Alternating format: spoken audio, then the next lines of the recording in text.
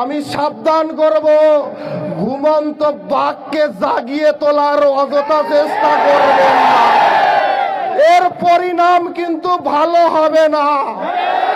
কারণ আজকের গত রাতের এক মেসেজে যদি এত লোক একত্র হতে পারে, তাহলে আমি যদি 2 দিন আগের প্রোগ্রাম দেই, তাহলে কিন্তু পালানোর পথ খুঁজে পাবেন না, পালানোর পথ খুঁজে পাবেন না। অতএব সাবধান হয়ে যান। ভাই আমার, বন্ধু আমার, মনে রাখো, মুসলমান কোনদিন সংখ্যা দেখে ঘাবড়ায় না।